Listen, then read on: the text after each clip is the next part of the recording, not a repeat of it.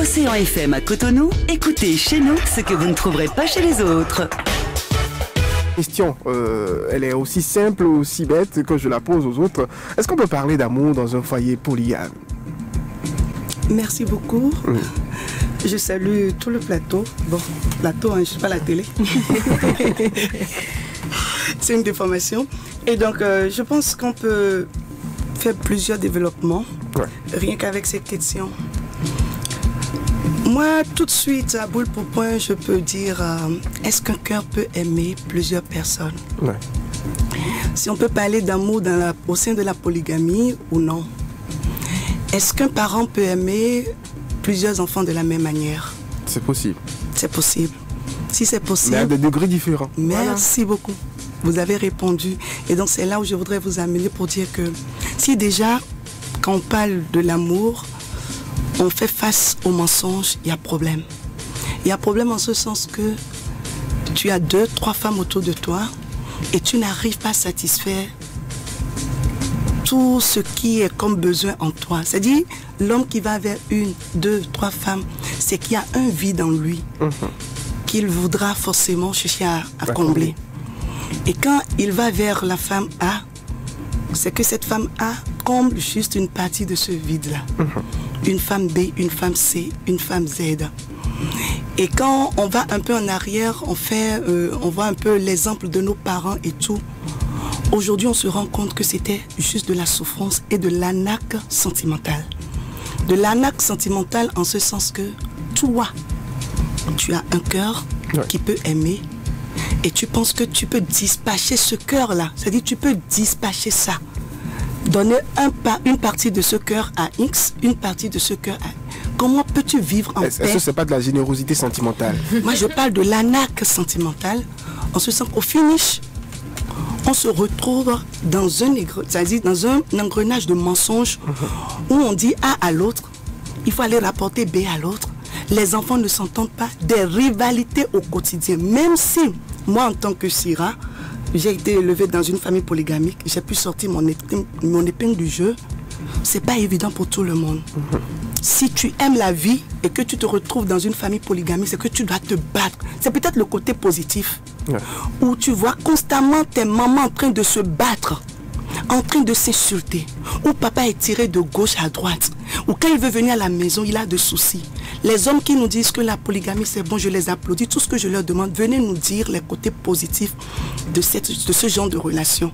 Parce que moi en tant que chrétien, on me dit, l'homme et la femme l'homme quittera ses parents, s'attachera à sa femme et les deux feront un. Mais comment peux-tu faire un avec plusieurs personnes? That's the question. Alors, moi, je reste un peu dans votre logique et je retourne la question. Quand je suppose que je suis marié à 3 femmes, est-ce que je n'aime pas une femme réellement de façon sincère dans le lot de ces 3 femmes? Forcément. De toutes les façons, en tant que mère, je peux vous dire qu'on n'a pas le même, vous l'avez dit, on n'a pas le même degré d'amour pour nos enfants. Peut-être les circonstances dans lesquelles j'ai accouché l'autre, je l'ai conçu. J'étais en de bons termes avec mon mari. Ça riait dans le lit, ça giclait. Et puis, bim, la grossesse est venue. Alors là, franchement, ce garçon-là, cet enfant, je l'ai chéri, le fruit de l'amour. L'autre, on était franchement en palabre, même si c'est un don de Dieu, l'enfant qui est venu. J'étais pas peut-être en bon terme avec la famille ou une situation.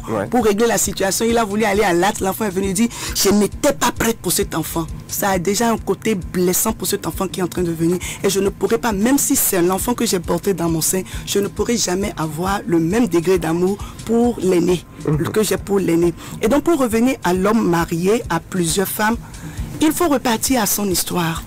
Il faut faire une remontée de l'histoire pour voir pourquoi cet homme, à l'âge de se marier, est contraint de prendre plusieurs femmes. Quand on va trouver la réponse à cela, et ça part d'un homme à un autre, les réponses ne sont pas les mêmes. Il y a des hommes qui sont naturellement gourmands. Et quand tu les vois manger même dans un restaurant, tu sens que ceux-là, ils auront plusieurs femmes. Non, c'est dans son sang, c'est dans son ADN. Tu le vois, il a l'empilé devant, il a de la cassa, il a du riz, et puis la viande, et ses yeux sifflent. De gauche à droite. De gauche à droite. Tu ne peux pas aller dans un marché trouver plusieurs pains et dire, écoute, je dois avoir tous ces pains dans ma garde-robe, c'est impossible. Au moment, il y a des moments même tu prends 2-3 tissus, mais tu aimes plus tel tissu qu'un autre. Et donc moi je dis, c'est un problème psychologique, c'est un problème de c'est pas, peut-être c'est un héritage parfois, parce qu'on rencontre des jeunes qui ont vécu dans des foyers polygamiques et ils se disent, puisque mon papa a eu 2-3 femmes, je dois également avoir 2-3 femmes sans forcément savoir comment le papa a pu gérer ça. Mon minoblo. Mon minoblo. Dès que le titi est donné à mon blo, parce que aujourd'hui, nous avons des femmes qui n'ont pas reçu trop d'éducation dans leur foyer, qui ne respectent ni belle-mère, ni beau-père, ni mari, pas de soumission, rien du tout. Des hommes qui sont hyper arrogants. Et donc, quand deux êtres de ce camp-là se rencontrent pour former un foyer, et que par alchimie, je ne sais quoi, tu vas chercher une autre femme, une deuxième, troisième, c'est que le diabète est prononcé, l'AVC est prononcé d'avance, c'est que ton ordonnance est là, et puis c'est la mort qui s'ensuit. Donc, si nos parents, en temps, avaient géré ça, c'est parce qu'il y avait des lopins de terre à confier aux parents. Il y avait telles activités. Chaque fois, je disais, Maouli Bonou Vitié. Vitié ou toi, tout. Aujourd'hui, ce n'est plus vu tout. Les femmes disent même, je peux prendre mon enfant et partir et te laisser là. Des femmes sont là en train de dire, dans mes bureaux, moi j'ai mon argent, je pourrais gérer. Et donc dans ce cas, est-ce qu'on parle du réel amour, l'amour grand art, ou bien l'amour orgueilleux? Voilà. Ça c'est un autre cas. Je n'oubliez pas, les messages sont attendus sur la page Facebook de la radio. Les numéros également, vous les connaissez, 61 53 90 53 ou le 65 00 24 24 pour passer en direct. Mais le temps donc de recevoir les auditeurs et de faire donc ce melting pot, Herbert, vous pouvez déjà prendre aussi l'invité. Ouais, ce matin, la page d'invité est un peu spéciale. Notre invité c'est Sira Aniovi Padolo. Elle est promotrice de Love Power. Elle a publié son premier ouvrage, Un fruit de l'arbre. De quoi il s'agit? Pourquoi ce titre? Les retours à la date d'aujourd'hui et ses projets à venir, c'est de ça on parlera avec elle. Bonjour. Bonjour. Comment vous allez? Je rends grâce à Dieu. Alors, ma première question. Un fruit de l'arbre, c'est le nouveau bébé préfacé par l'avocat Robert Dosso. De quoi ça parle? Alors, je pense que je vais mieux me présenter. Je tiens à cela. Je suis la directrice exécutive de Love Power, la structure entendez la puissance de l'amour. Je suis consultante en mariage et famille et l'animatrice de l'émission Unis pour toujours. J'avoue que j'évolue dans ce domaine depuis plus de 17 ans, aux côtés de mon mari. Et donc c'est la mission pour la famille qui m'a poussée à démissionner de ma fonction de gestion comptable. J'exerçais dans le cabinet de Maître Robert Dosso. Vous comprenez pourquoi c'est lui qui a préfacé le livre. Et donc voilà, pendant 8 ans, j'ai évolué dans son cabinet en tant que gestionnaire comptable et dans plusieurs entreprises également. Mais toutes ces fonctions n'avaient pas répondu à mon aspiration profonde. Et donc j'ai également expérimenté les malaises dans des foyers qui m'ont accueilli pendant que papa était malade.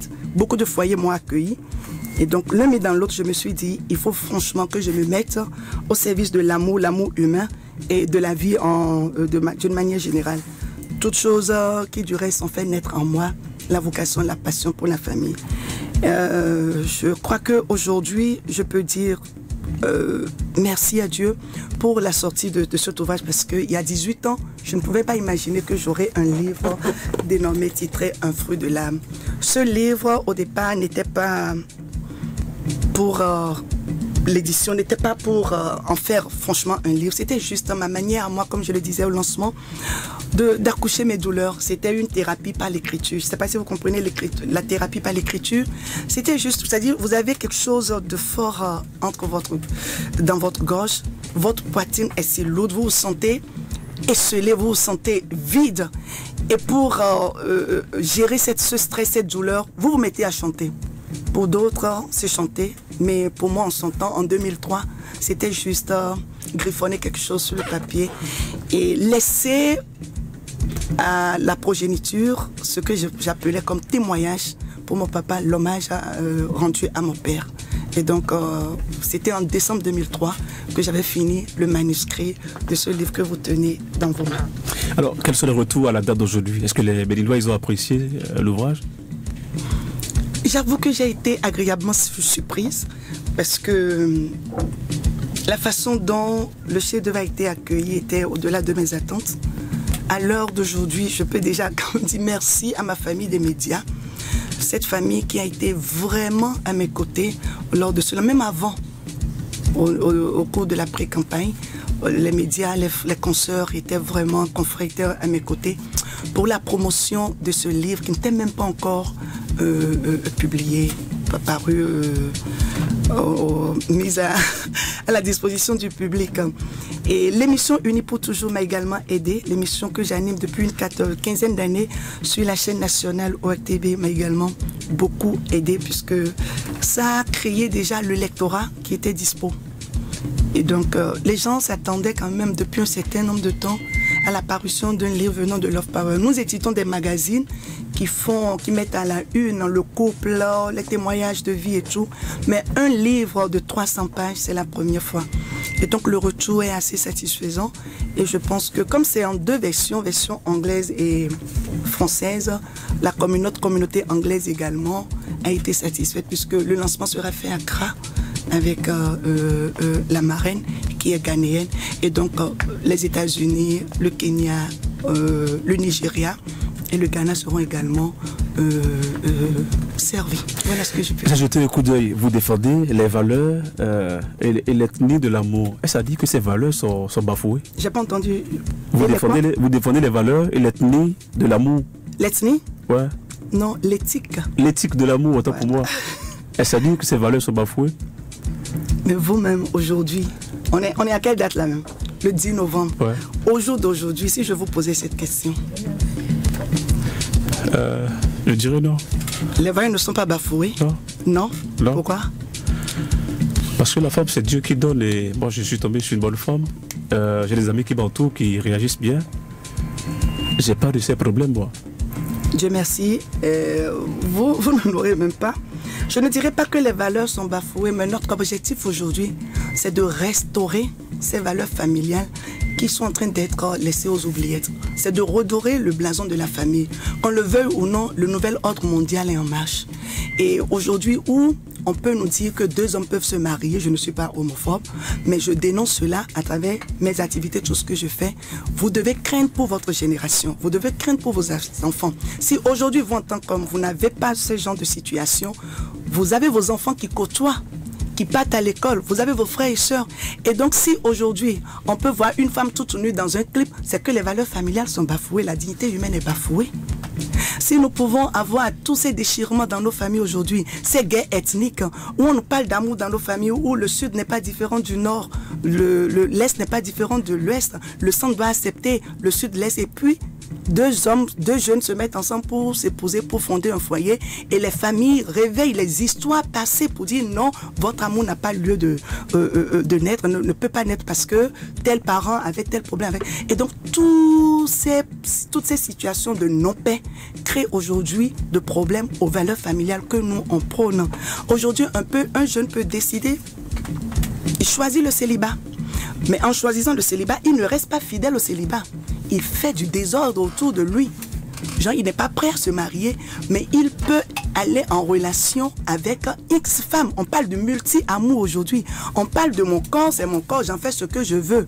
Non, c'est des valeurs à redorer. Et donc, nous devons parler de restauration des valeurs et de la promotion de la valeur familiale. Parce que à l'état actuel des choses, à l'allure où vont les choses, je ferme les yeux dans 30 ans. Est-ce qu'on peut encore parler de valeurs familiales? Est-ce que nos enfants ne seront pas confrontés aux contre-valeurs qui seront érigées en valeurs? C'est la question que je vous pose. C'est vrai que c'est pas autorisé ici. Vous parlez de... bon, si je m'exprime ainsi, les PD, les lesbiennes, c'est pas un choix de vie. C'est un choix de vie. Normalement, non? C'est un choix de vie. Vous savez, quand je fais recours à mon identité chrétienne, je ne juge personne, mais je me focalise sur ce qu'on m'a appris. Pour que l'humanité soit pérennisée, pour que l'humanité demeure humanisante, il faut un homme et une femme. Imaginez un instant où nous nous retrouvons dans un monde où il n'y a que des hommes qui s'unissent à des hommes ou des femmes qui s'unissent à des femmes. Que deviendra notre humanité? L'avenir de l'humanité passe par la famille. Et quand on parle famille, il s'agit du couple qui se donne comme responsabilité de donner des valeurs, d'éduquer les enfants. Un couple, un homme et une femme. Je m'en arrête là. C'est pas si philophile les questions alors.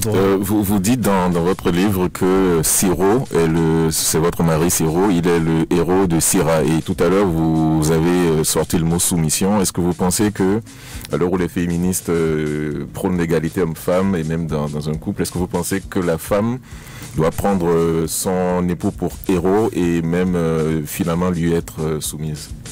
Je rectifie rapidement quelque chose. C'est pas moi qui l'ai dit dans le livre.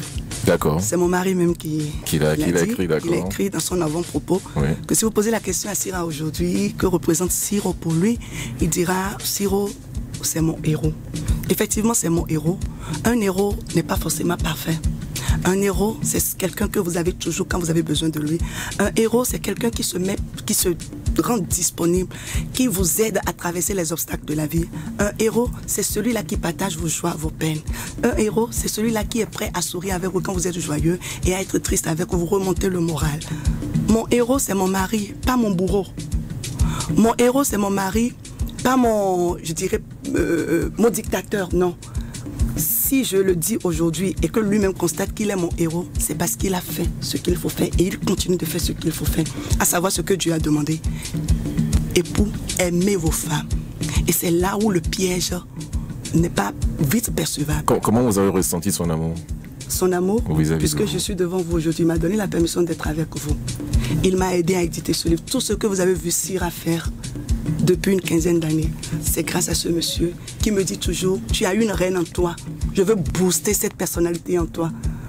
Cet homme qui croit en moi, je n'attends pas que d'autres personnes croient en moi. Si lui, il a cru en moi et il met tout, c'est-à-dire il crée toutes les opportunités pour que je puisse briller. C'est lui mon héros. Je suis parfois triste quand je rencontre certains hommes qui disent écoutez, ma femme n'est pas soumise, ma femme ne fait pas ci. Et quand tu leur poses la question, quand je les reçois dans mon cabinet, qu'est-ce que vous faites pour aider votre femme à être épanouie? Ah non, je suis l'homme du foyer. C'est-à-dire, le débat s'arrête à je suis l'homme du foyer, elle doit faire ce que je demande de faire. Je suis peinée parce que c'est ne rien comprendre de la notion de l'amour. Aimer, c'est permettre l'épanouissement de l'autre. C'est être responsable même de la responsabilité de l'autre. C'est permettre à l'autre de révéler la personnalité cachée en lui. Et quand vous êtes un homme, imaginez que vous accompagnez votre femme, à moins que ce soit une femme qui vient d'un monde, je ne sais quoi, d'une autre planète, que vous lui donnez, c'est-à-dire cet amour dont Dieu parle, cet amour quentin, la soumission, ça vient naturellement. Cette soumission en ce sens que si je voudrais, vous m'avez donné invitation, tu es attendu à l'émission la grande matinale, c'est ça non? Radio matinale. Et que c'est ce matin que j'informe mon mari, c'est pas normal. Ça veut dire que je ne suis pas une femme respectueuse, je ne suis pas une mère modèle et je ne suis pas une femme qu'on peut respecter également parce que en amour, il faut d'abord le respect. Et si j'informe mon mari, c'est que la veille également, je dois l'informer. Ça n'a rien à voir avec l'esclavage parce que mon mari également dans le foyer, il me tient informé de son programme, de comment il évolue. Si on m'appelle et que mon portable sonne, mon mari est en mesure de dire ma femme est à tel endroit.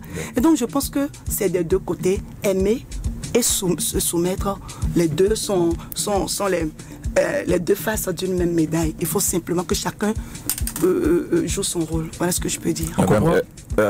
On comprend aisément que c'est une question d'éducation.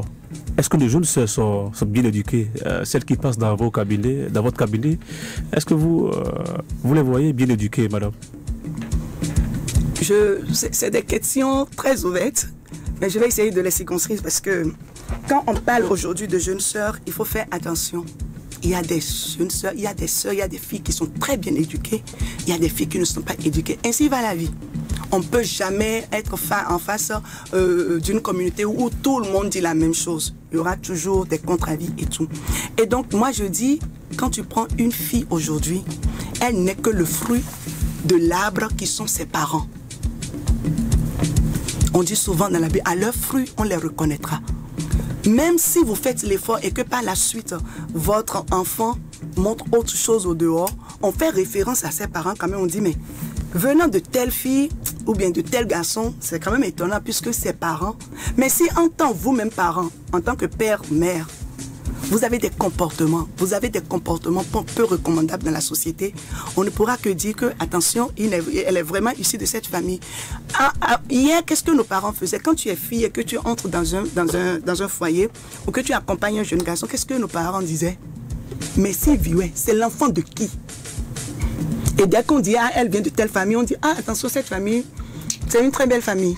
Mais aujourd'hui, avec tout ce que nous avons comme préoccupation, comme occupation, le boulot, l'ascension sociale et tout, est-ce que nous donnons réellement du temps à l'éducation de nos enfants? C'est ça ce qui me fait saigner, parce que je dis, mais quand tu rencontres des filles qui viennent à 15 ans, 14 ans et qui ont déjà iPhone dans la main, ça dit 13 ans, 14 ans, 15 ans, elles ont iPhone dans la main. Vous direz que vous n'êtes pas à la mode, hein? Non, non, non. Bon, elles n'ont pas le courage de faire ce débat avec moi. Je m'en fous de la mode. Je dis ce qui est et j'attire juste leur attention. Parce que tu es une fille, tu as 14 ans, 15 ans, 16 ans et tu fais des mèches brésiliennes de 150 000 sur la tête. Attends, quel homme aujourd'hui va s'échiner pour trouver dignement son argent et viendra mettre ça dans des mèches de 150 000 ou des iPhones de 600 000, 700 000. Et donc toi-même, tu es en train de creuser la tombe de ton célibat comme ça. Parce qu'aujourd'hui, un jeune homme réfléchi, je ne parle pas d'un jeune homme zozo. Un jeune homme réfléchi ne pourra jamais accepter prendre une fille qui a déjà cette grandeur-là. Oui, il ne pourra pas supporter. Et du coup, tu passeras de mère célibataire en mère célibataire parce que tu vas avoir un enfant pour Jean, un enfant pour Pierre, un enfant pour Bernard, ainsi de suite. Et donc, moi, je dis, en tant que jeune fille aujourd'hui, nos parents vont nous éduquer. Il y a des enfants qui sont des orphelins. Leurs parents sont décédés très tôt. Mais aujourd'hui, tu les vois en tant que cadres. Ils sont des cadres et ils impactent leur environnement. Pourquoi ramener toujours, c'est vrai, les parents ont leurs responsabilités, mais en tant que jeune fille aujourd'hui, nous devons nous asseoir, nous poser la question. La vie que je suis en train de mener aujourd'hui, est-ce que c'est une vie qui me permet d'être femme, épouse, mère épanouie demain?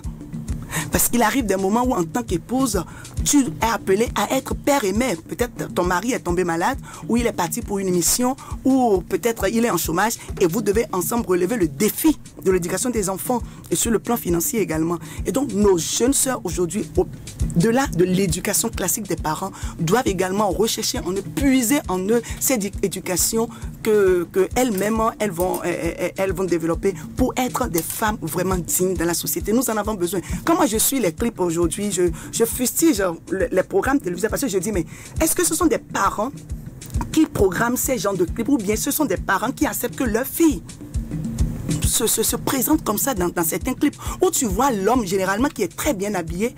C'est pas toi qui as composé le chant. Ce n'est pas toi qui es l'auteur du chant. Ce n'est pas toi qui as écrit le clip. On t'a juste demandé, viens danser. Et donc, une fille bien réfléchie, si on lui dit dans le scénario, tu dois montrer tes fesses. Dans le scénario, tu dois être nue. Si tu es bien éduquée, même si tu n'as pas reçu l'éducation de tes parents, en tant que fille réfléchie, en tant que fille qui veut être une fille, en tout cas, impactante, tu dois pouvoir dire, pour des miettes, je ne peux pas, même pour des millions, pour de l'or sur un plateau, je ne pourrais pas vilipender mon corps comme ça parce qu'après tout, ton corps est à respecter, tu portes la vie. Mais c'est ce que aujourd'hui, et ces clips-là passent à longueur de journée. Et quand tu as une petite fille, 2 ans, 3 ans, qui regarde ces clips, elle-même aujourd'hui, quand elle veut danser, elle se tient les fesses parce que c'est ce qu'elle a vu à longueur de journée à la télé. Quel est votre artiste préféré? Mon artiste préféré? Ouais. J'en ai tellement. J'en ai tellement. Au Bénin, mon artiste préféré, je ne veux pas crier des jaloux, mais je cause avec plusieurs artistes quand j'ai des événements. Parce que quand je parle d'artistes préférés, je vois souvent le contenu. Oui. Le contenu de leur morceau. C'est justement pour cette raison que j'ai posé la question. Pour voir si dans les vidéos, ils défendent au moins... Oui, vous allez voir, il y a d'autres artistes qui m'écrivent qui sont très jaloux parce que je ne les prends pas sur l'émission Unipo toujours. Je ne suis pas une modèle. Tout ce que je fais, ça m'aide moi-même. La première personne que ça impacte, c'est moi. Le premier couple que tout ce que Love Power impacte, c'est mon couple. Et donc moi, je me dis, je fais également l'effort d'être modèle. Et si tu es avec moi, nous devons faire l'effort ensemble. Je ne peux pas être en train de prôner les valeurs familiales et prendre un artiste ou une artiste à la télé qui me dit divorcer, c'est bon, par exemple. Aucune solution pour pallier à cela, mais on dit non, tu peux sortir avec 2, 3 femmes, c'est la vie, je ne pourrai pas. Et donc, je fais un coucou à Fatih que j'estime beaucoup. De Nouvelle Donne Production. Bien sûr, qui est souvent à nos côtés. Je fais un coucou à Espoir, je fais un coucou à... comment il s'appelle? C'est Simon? Non, le garçon. Il y a un garçon. ça va me rire. Ils font souvent goût. Je la mets souvent sur l'émission. Oh, mais Albassar. Sweet Glory. Je fais un coucou à Sweet Glory. Maman Madou la baronne, Vivi International. Voilà. J'aime bien ceci, mais également parce qu'il y a de ces morceaux qui sont des morceaux d'amour. Quand je suis vraiment, vraiment down, je les écoute, je suis aux anges. Je l'ai invité plusieurs fois également sur l'émission. Voilà. Il y a de quoi acheter cet ouvrage. C'est intéressant à voir tout ce que vous dites. Moi, je vais conseiller à tous mes followers d'aller acheter. Merci beaucoup. C'est important. Léonide? Non, j'ai une question, madame. Vous qui croisez beaucoup de couples, je voudrais savoir quel est le principal motif de divorce entre l'infidélité, le manque de moyens ou d'argent, le sexe ou le sexe, par exemple. Qu'est-ce qui vient en tête en termes de motifs Manque de communication. Vous n'avez pas souligné ça. Ouais. C'est ça, c'est manque de communication. C'est effectivement ça. Non, mais si infidélité, quelle communication peut-il y avoir après? Je veux te tromper. Oui. Mais non. Non, vous n'avez pas. Qu'est-ce qui a poussé à te tromper? Voilà. Il faut en parler, c'est important. Parce que vous savez, nous sommes des humains. Nous sommes des humains et c'est vous mentir dire que le prénom c'est Jennifer. Jennifer. Oui. Tu te maries aujourd'hui. Oui. Je peux t'assurer que tu vas rencontrer d'autres hommes qui vont t'impacter également. Oui.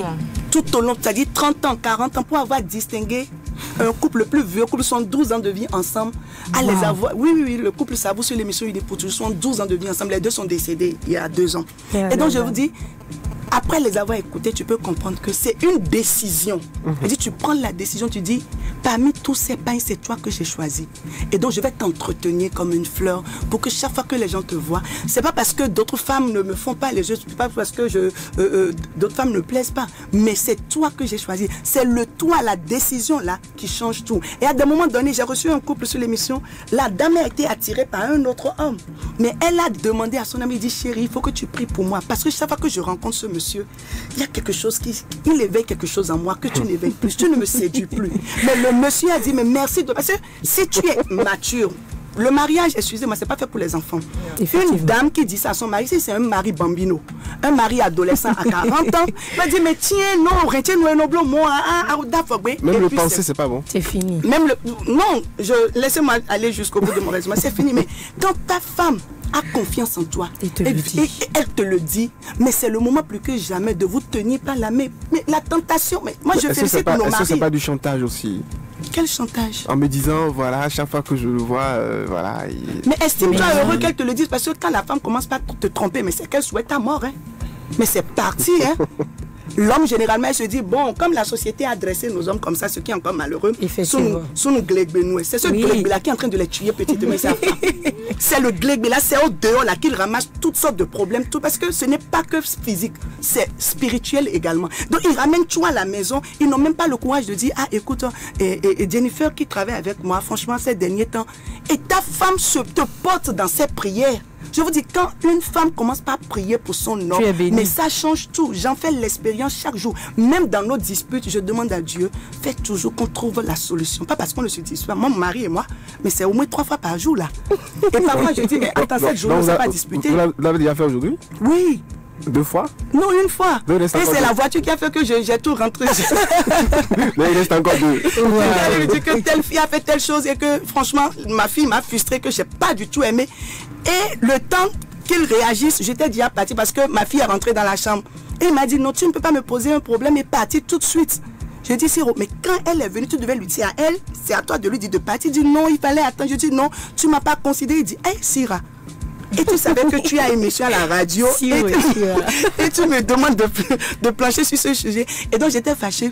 J'étais rentrée dans la voiture. Je dis non, il devait me traiter autrement. Voilà. Je démarre la voiture refuse. C'est l'amour qui parle. C'est l'amour qui parle. J'ai dit Seigneur, j'ai mal agi. Je devais l'écouter. Et donc je suis repartie dans la chambre pour dire Siro, s'il te plaît, excuse-moi, je ne voulais pas réagir comme ça. Viens voir la voiture. Il dit ah, donc c'est rentré dans l'ordre maintenant. Donc un peu pour dire que c'est ce à quoi Dieu nous appelle dans le couple. C'est-à-dire c'est ton ennemi, c'est ton vis-à-vis, c'est lui qui est appelé à appuyer sur tes points. Nous avons tellement de mines sur nos corps, il n'y a que ton homme, il n'y a que ta femme pour appuyer sur ces mines-là. Et si tu es mature, dès qu'il appuie, ça te renvoie peut-être à un vide émotionnel. Ça déclenche quelque chose. Et il n'y a que lui dans cette relation pour te dire, écoute, je ne savais pas. Vous ne pouvez pas savoir ce que ça donne comme baume au cœur lorsque ta femme te regarde et dit, mais chérie, toutes mes excuses, je ne devais pas. Mais quand l'orgueil règne en maître dans le cœur de la femme et de l'homme, bienvenue les disputes. Il y aura droit au divorce rapidement. C'est compliqué à gérer. C'est plus que l'enfer, quoi, quand on ne vit pas heureux dans le couple malgré les difficultés. On voudrait savoir, dans le bouquin, vous avez publié plusieurs photos de vous, de votre enfance jusqu'à aujourd'hui. C'était dans quel but? Vous vous êtes dénudé à nous carrément, on a tout vu. On n'a pas tout vu. Oui, mais quand même, nous avons eu accès à une partie de votre vie, de votre enfance et tout. C'est dans quel but? C'est pour impacter dans... Je voudrais comprendre au fait. Vous savez, Jennifer, oui. Il y a quelque chose qui nous manque aujourd'hui dans notre société d'adultes. Dieu nous rappelle toujours d'être comme un enfant. Oui. Et tant qu'on va oublier cette vérité, nous allons nous éloigner de nous-mêmes.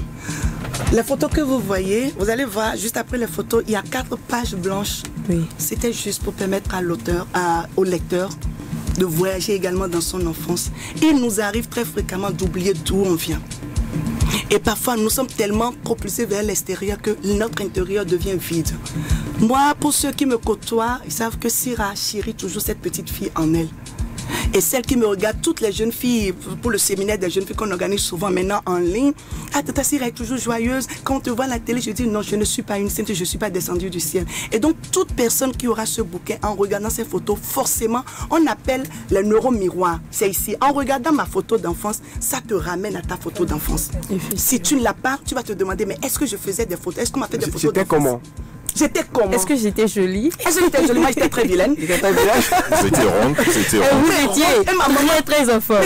Donc, maman me disait qu'elle me cachait, mais j'étais tellement corpulente.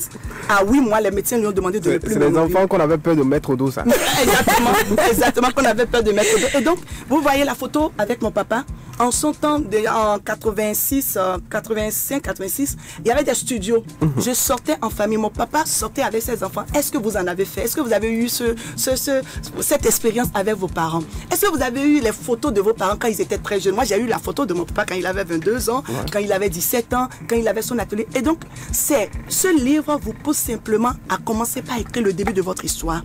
Nous gardons notre histoire dans notre tête et nous pensons que bon, c'est déjà là et tout. Même si ce n'est pas pour la publier, il est important quand on parle de mon histoire, de prendre un cahier et de commencer par écrire. Ah, j'étais née quand j'étais née, voilà ce que maman m'a dit. Allez, quand vos parents sont encore en vie, allez vers vos parents, vous dites, mais comment ça a été mon accouchement? Le jour de votre anniversaire, par exemple. Demandez à maman comment était mon accouchement. Est-ce qu'à l'heure là, j'étais déjà née? Est-ce que j'étais une enfant docile ou un enfant docile et tout? Quelles sont les choses que papa faisait que tu n'aimais pas et tout? Donc voilà autant de choses que je demande au lecteur de revoir dans sa vie. On dit que les femmes recherchent auprès de leur mari la figure paternelle qu'elles ont eue enfant. Est-ce que c'est vrai? Mais c'est vrai. Est-ce que vous retrouvez en Siro votre papa? Philofa. Philofa, j'avoue que j'ai recherché l'image de papa dans tous les hommes que j'ai rencontrés tout au long de ma vie. C'est grâce, même dans mes professeurs, mes tuteurs, mes oncles, puisque papa est décédé très tôt. Et donc je pense que quand j'écrivais la lettre à Dieu, je cherchais mon mari finalement, puisque je lui ai adressé une lettre pour dire voilà l'homme que je voudrais avoir. J'ai mis en rouge un homme comme mon papa. Un homme comme papa. Parce que j'ai vu comment papa a vécu. Il n'était pas, c'est pas un homme parfait, mais il m'a positivement marqué. Et on parle également dans notre profession du complexe d'Oedipe. Vous allez voir, quand vous avez un enfant garçon, il est plus attaché vers sa mère. À sa mère, et quand c'est la fille, il vers est plus... son Parce père. que voilà, il veut combler le manque, le féminin, la fille veut combler le masculin et le garçon veut combler le féminin, puisque en nous, il y a le masculin et le féminin. Et donc c'est pourquoi la présence paternelle est très capitale pour affiner la personnalité d'un enfant. Je peux dire aujourd'hui, mon mari, Dieu merci, je bénis le Seigneur, il ne peut pas être mon papa. Et ça, c'est une autre thérapie que nous faisons au couple dans laquelle on rencontre des femmes qui disent « Mon papa me faisait ci, toi tu veux... » Non, il n'est pas ton papa. Il peut ressembler, tu peux penser qu'il a les traits de ton papa, qu'il a des caractères de ton papa, mais c'est ton époux, parce qu'il y a des choses que tu fais avec lui que tu ne pourras jamais faire avec ton père. Et donc c'est ça. Alors je reprends donc le cours des choses avec quelques questions clés. Vous allez vous comparer à des choses. Si vous étiez une couleur. Vous serez laquelle? Rouge. La couleur rouge. Alors si vous étiez un moyen de transport. L'avion. L'avion. Vous aimez l'air. Si vous étiez au film? Tellement de films. Des feux de l'amour. Non. Titanic? Non. La fin est malheureuse. Non. Il y a des contenus de films que quand tu regardes le scénario, la fin ou bien le milieu, il y a toujours des trucs qui clochent. Mais je dirais, j'ai regardé un film, La vie n'est pas un long fleuve tranquille. C'est ce film-là, ça m'a beaucoup touché. D'accord. Alors, si vous étiez une ville? Cotonou. Je vais faire quoi? Faut dire que je dois aimer d'abord ma ville, vivez. voilà, là où je vis et tout. C'est une très belle ville, Cotonou. Effectivement. Si vous étiez une distraction? La danse. Si vous étiez un écrivain? Syrah. Comme vous-même. Alors, téléphone ou tablette? Tablette. Facebook ou WhatsApp? Les deux. Tenue traditionnelle ou moderne? Les deux. À choquer. Seul ou en couple? En couple et seul. Il faut. C'était au moins. Ah, C'est c'est bon, important. oui. C'est Oui. important. Alors, pour vous, c'est quoi l'homme parfait? L'homme parfait, c'est l'homme à 100% imparfait. À 100% imparfait. Vous mettez quoi dedans? C'est un peu complexe. Mais bien sûr, l'homme parfait, c'est cet homme-là qui a l'ombre et la lumière en même temps. Il est bon et mauvais. Il est bon et mauvais. Wow.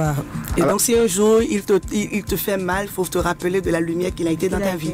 Alors, Siro peut-il vous amener à abandonner vos rêves? Il serait plus Siro. Il serait qui alors? L'homme d'une autre femme. Un inconnu. Un inconnu. Alors, quel est le meilleur souvenir que vous avez gardé de votre aventure audiovisuelle? La distinction du couple là, qui a eu 72 ans de vie ensemble, le couple Sabou. J'ai pleuré de tout mon corps, toutes les larmes de mon corps. Le couple Sabou m'a impacté et m'a donné encore plus de force à continuer dans ce ministère. 72 ans, c'est-à-dire quand vous êtes en leur présence, c'est comme si le monde n'existait plus, quoi. L'amour existe vraiment. Alors, je vais constater que souvent, avec votre conjoint, vous appelez par ses prénoms, Siro, Syrah. Qu'est-ce que vous trouvez à ceux qui préfèrent s'appeler papa et maman? Ou papa tant, maman tant dans le couple? Non, ça peut arriver. Nous, c'est notre façon de matérialiser notre conjugalité. C'est notre manière de matérialiser notre conjugalité en ce sens que le couple, c'est une prescription divine. Ouais. Le couple est appelé à impacter. Le couple, c'est une entité, un peu comme un bébé qui est né. Ouais. Donc, il y a lui, il y a moi, il y a le couple. Donc, nous sommes obligés de sauvegarder, d'aider ce couple à grandir. Et donc, quand tu dis Siro, tu as mon nom dedans. Ouais. Donc, tu ne peux plus imaginer en train de travailler avec Siro seul. Siro se déplace avec Syrah. Quand tu appelles Syrah, tu as Siro dedans. Et donc, tout ce que nous faisons, il y a ce côté de l'autre qui est dedans. C'est la façon dont nous avons prévu solidifier notre couple. Et quand il arrive des moments pour l'éducation des enfants, tu es obligé de papaliser ton mari ou bien de mamaliser ta femme pour aider. Mais ce qui est bizarre, même quand tu dis pas papa, maman, l'enfant, curieusement, le premier mot qu'il sort, c'est papa, c'est soit c'est papa, maman. soit c'est maman. Et donc, à des moments donnés, on le dit pour aider nos enfants. Mais moi, je dis, il faut que nous rallumons toujours la flamme de l'amour dans le couple, en nous appelant par ces petits prénoms que nous avons là. Bébé, Chico. Oui, c'est vrai. Mais les bébés, c'est pour les vieux de 75 ans sur WhatsApp avec les petites filles de 15 ans. Ils sont contents quand on les appelle. Mais à la maison, là, ah, Brian, le papa. Mais quand on leur dit bébé sur WhatsApp, là, ils giclent. Ça ne les dérange pas. Parce que maman ne dit pas ça dedans. Voilà, parce qu'on est habitué à voir maman en pagne et tout. Maman est fatiguée avec les travaux domestiques, nanani, nanana. Et donc, moi, je dis, dans le couple, à des moments donnés, tu vois tout le temps ton mari en kembe dans la maison. Va lui acheter des calcifs. Ouais. Dis-lui que j'adore te voir en calcif. En Parce que l'amour ne rend pas magicien, chère dame. Quand tu veux quelque chose de toi, mais parfois les soucis font que les hommes s'oublient. Mais dis-le lui. Je voudrais te voir aujourd'hui en body. Je voudrais voir tes tablettes de haut là. Et ça m'excite. Oui, ça m'excite. Les hommes n'ont plus de tablettes, ils ont gros ventre. Non, les bidons. Je veux que tu sois mon sugar daddy. C'est la faute Tu à peux qui? le lui dire. Avec les Et banques. donc, ton mari de te dire, mais aujourd'hui, je voudrais que tu sois mon amante, que tu sois ma maîtresse. Et donc, sortir en amoureux, même prendre une bouteille de coca, s'asseoir devant et se remémorer les bons vieux Faisons temps. les choses autrement. Autrement, même je dis, il y a tellement de choses pour garder la femme allumée. C'est ignorer cela qui pousse à l'adultère et tout, à des tentations. Si nous sommes au quotidien avec ces choses-là, dès que la tentation arrive, on se dit attention, faisons attention, il y a quelque chose, il y a un étranger qui vient, et donc reprenons les choses en main. Tu rentres dans des familles où tu vois monsieur avec le pain, il a noué au niveau de... Mais c'est bizarre, et il est même sans sous-vêtements, donc ça balance à gauche, ça balance à droite, c'est un vieux père qui te reçoit, et quand il s'assoit, il écarte, et puis tu es là, quand c'est un homme, c'est encore mieux, quand c'est la femme... La femme, bon, elle est toujours quand même, elle a... Non, pas toujours, hein. Non, ce que moi je souhaite, je propose souvent à mes femmes au séminaire, c'est que la façon dont nous nous habillons pour sortir, pour aller à des événements, il faut qu'on le fasse également pour faire plaisir. Même si on ne fait pas autant, oui, moi des fois je me maquille, je le dis souvent, il disait sur une émission de télévision, mon mari s'est dit, mais si tu sors, je dis non, je vais aller regarder un film au salon. Il dit, mais pourquoi tu es là? Mais tu es là, et ton enfant te fait plaisir. Ton enfant te regarde, maman sort, je dis non, je sors pour aller au salon. Il dit, mais pourquoi? Je dis, et je prends ma plus belle tenue, je m'assois, je prends un verre, je suis comme ça. Wow. Oui, mais c'est magnifique. Il faut rallumer la flamme. Vous savez, pour allumer par exemple la flamme, maman a fini de travailler, elle est fatiguée. Papa lui dit, maman, va te laver. Pendant ce temps, je sers. Non, je sers. Simplement, je sers. Wow. Est-ce qu'elle est obligée, maman est obligée de prendre Facebook, dit, papa est en train de servir les enfants. Elle a des genre de bêtises. Papa est en train de servir les enfants pour moi. Non, ça fait partie de l'intimité. Le couple également a son intimité. Et donc, ça aide déjà les enfants à comprendre que, en tant qu'homme, je peux aider ma femme, je peux servir, je peux ramasser. Je peux débarrasser. Maintenant, si entre-temps j'ai envie d'entrer en contact avec Syrah, comment je fais? Je vais expliquer, je donne le numéro, mais c'est pas moi qui réponds directement. Donc c'est le 62 40 00 00. 62 40 00 Voilà. Donc quelqu'un l'accueille chaleureusement avec amour et après je pourrai entrer en contact parce que parfois je perds des messages, moi je n'arrive plus à gérer. D'accord. C'est bien. Rendez-vous demain. À demain, on se retrouve. Merci Madame Syrah. Au plaisir de vous revoir. Océan FM à Cotonou, écoutez chez nous ce que vous ne trouverez pas chez les autres.